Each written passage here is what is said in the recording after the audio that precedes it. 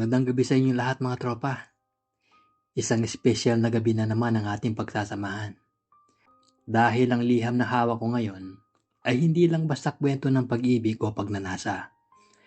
Ito ay kwento ng pagtanggap sa sariling kapansanan o sa inaakala nating kapansanan. Ang sender natin ngayong gabi ay si Andy. Sa edad na 24, dala-dala niya ang isang lihim na marahil ay marami sa inyo ang makaka-relate o baka magulat. Pero bago natin husgahan si Andy, pakinggan muna natin ang kanyang pinagdaanan. Narito ang kwento ni Andy.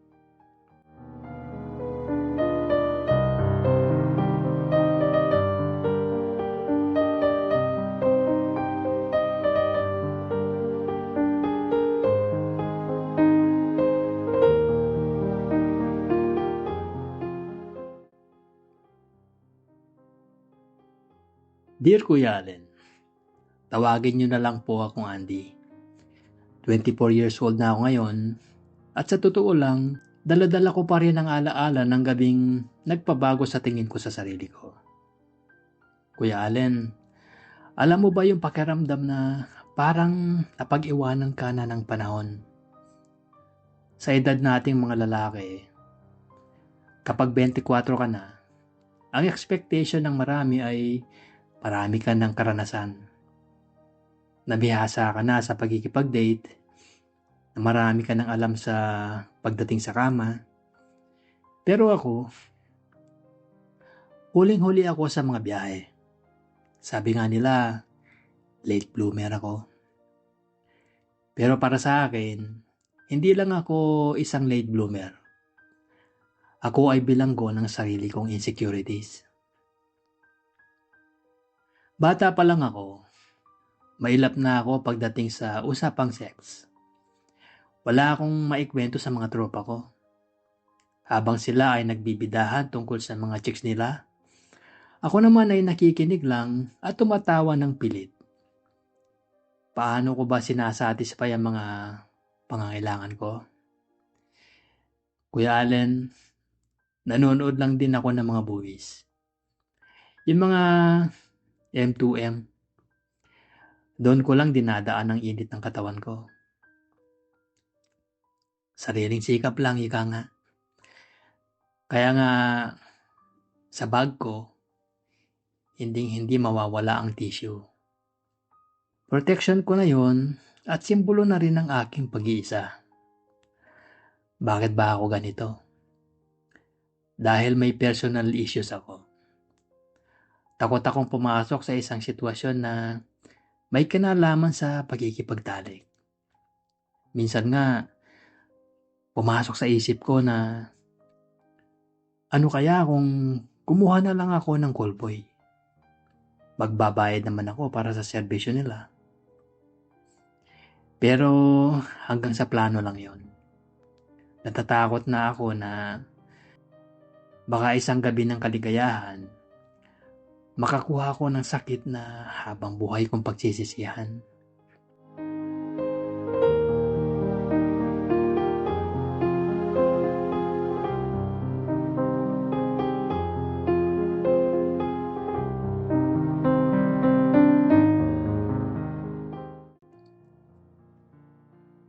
Pero ang pinakamatinding isyu ko, Kuya Allen, ay ang pagiging birhen ko. Zero talaga sa experience. Wala akong alam sa paghalik, sa pagromansa, o sa kahit anong posisyon. Palagi kong iniisip na baka maboring lang ang magiging partner ko sa akin. Baka pagtamanan niya ako dahil hindi ko alam kung saan ilalagay ang kamay ko o kung paano siya pasisiyahin.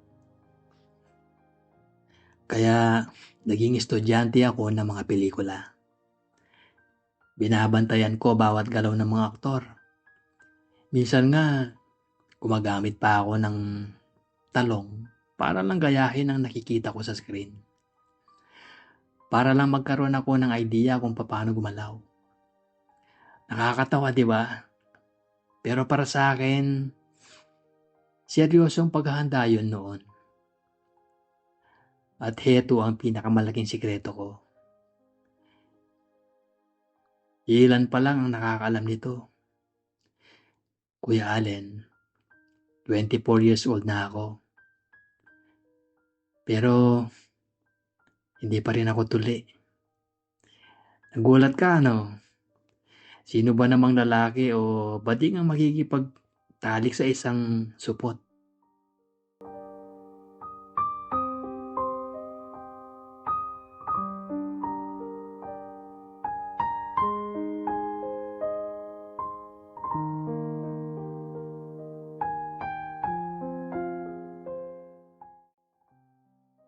Ang totoo niyan, noong grade 2 ako, natuli na ako.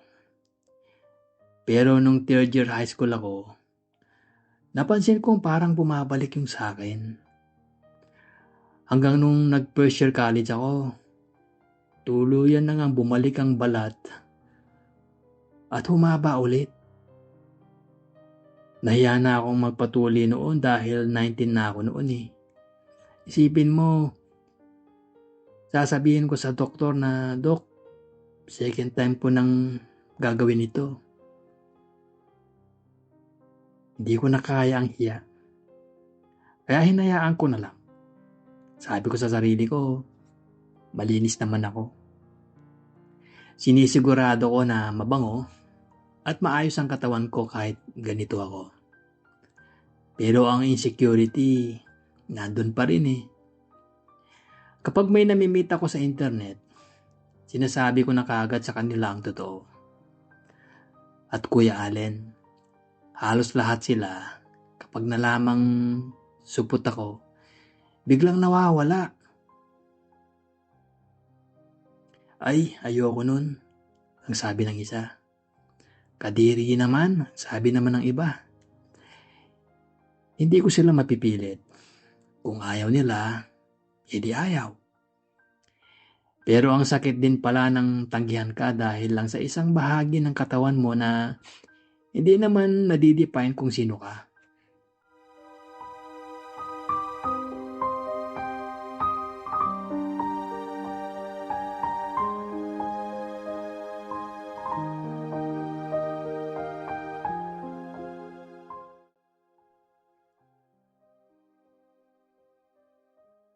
Hanggang sa makilala ko si Vince sa isang social media networking site.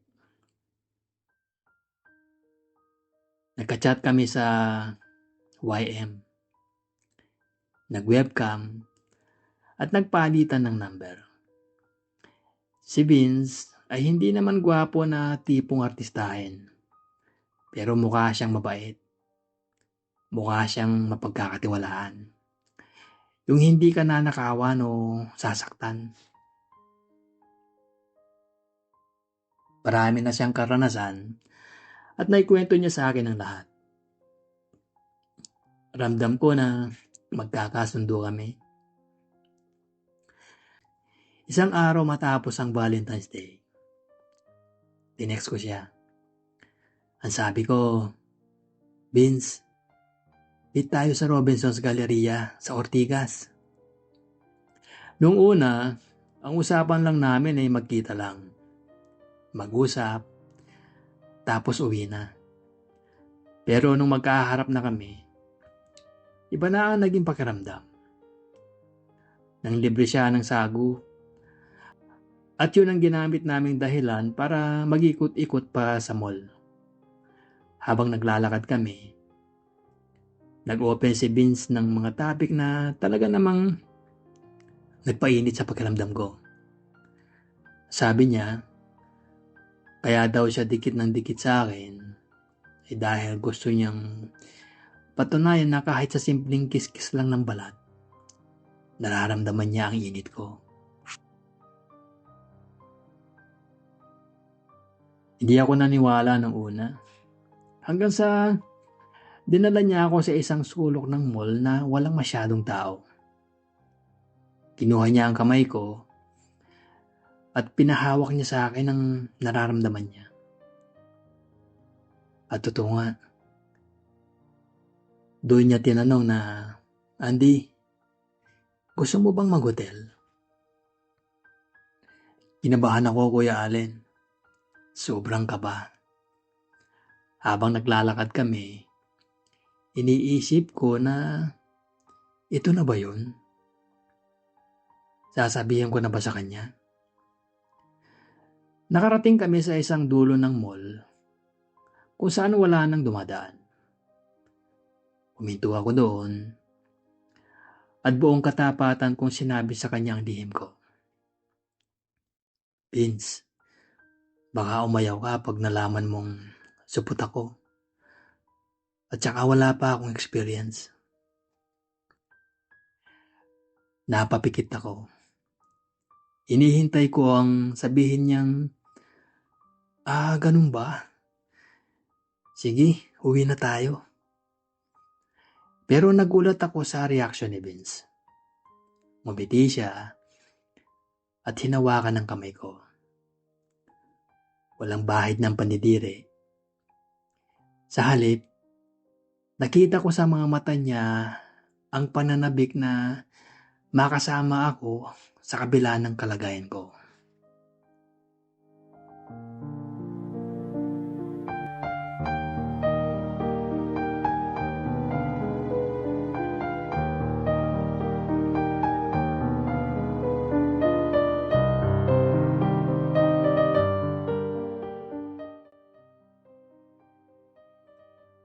Labas kami ng galeriya.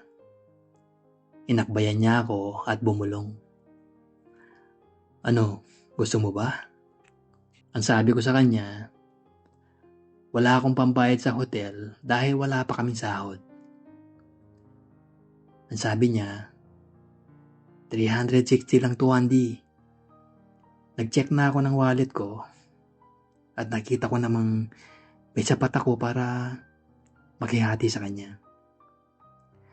At yun na nga, naglakad kami patungo sa hotel na sinasabi niya. Kuya Allen, pagpasok namin sa kwarto, mabilis ang pangyayari. Naghubad ka agad si Vince at dumiretso sa shower. Inaya niya akong sumunod. Nahiya ako dahil first time kong makipagtalik sa taong nakikilala ko lang. Pero niyakap niya ako. Tinulungan niya akong magtanggal ng suot kong boxer shorts at sinabihan na huwag nang mahiya dahil nandito na kami. Sa kama, doon na nagsimula ang lahat. Gaya ng sabi ko, wala akong alam. Pero si Vince, naging matyaga siyang guro. Itinuro niya sa akin ang bawat hakbang. Mula sa unang halik hanggang sa mas masarap na ugnayan. Sabik na sabik siya sa akin. Kahit ganito ako, habang ginagawa niya yon, napaungol na lang ako sa sarap dahil hindi ko akalain na mararanasan ko yun nung gabing yon. Magaling si Vince. Ramdam ko na satisfied siya sa akin sa kabila ng pagiging birhen ko.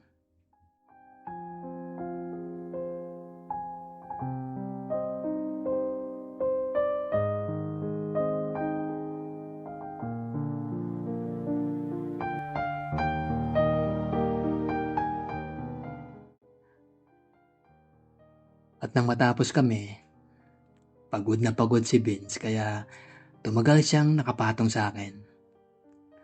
Tinanong niya ako kung kaya ko pa ba ng another round. Pero sabi ko, kailangan na nating magbihis dahil halos 2 oras na kami sa loob. Yun ang first time ko na hanggang ngayon ay hindi ko pa rin malilimutan. Medyo malungkot lang dahil pagkatapos ng gabing yun, unti-unting nawala ang communication namin ni Vince. Hindi na kami nagkausap ulit. Minsan, napapaisip ako, nasa na kaya siya? Sana may makilala pa akong tulad ni Vince. Yung taong hindi tumitingin sa kung tuli ka man o hindi, kundi sa kung paano mo siya kayang pasiyahin. Maraming salamat sa pakikinig, Kuya Allen. Ngayon, mas may kumpiyansa na ako sa sarili ko. Natutunan ko na ang pagiging iba sa paningin ng marami ay hindi hadlang para makaramdam ka ng ligaya.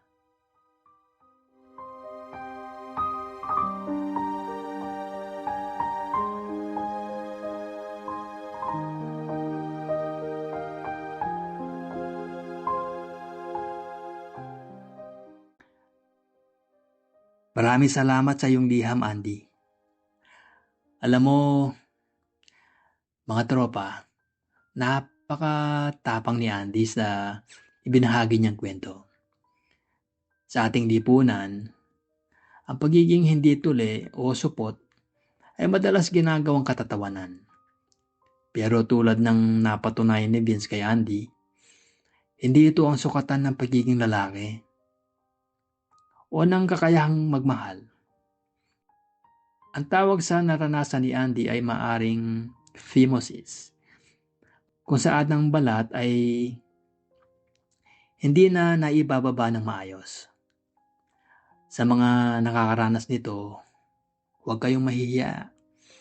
Kung ito ay nagdudulot ng sakit, mainam na kumonsulta sa doktor. Pero kung malinis ka naman at wala namang problema, hindi ito dapat maging dahilan para itago mo ang sarili mo sa mundo. Andy, salamat sa pagpapadala sa amin na ang bawat isa sa atin ay may kanya-kanyang timeline. Hindi dahil 24 ka na ay huli ka na. Ang mahalaga, naging tapat ka kay Vince at naging tapat ka rin sa sarili mo. Sa inyong mga nakikinig, meron ba kayong kaparehong karanasan? I-comment nyo lang sa ibaba at pag-usapan natin yan. Huwag kalimutang i-like at i-subscribe ang ating channel para sa mga marami pang kwento ng buhay. Hanggang sa muli, ito ang inyong Kuya Allen. Laging handang makinig sa inyong mga lihim. Magandang gabi sa inyong lahat.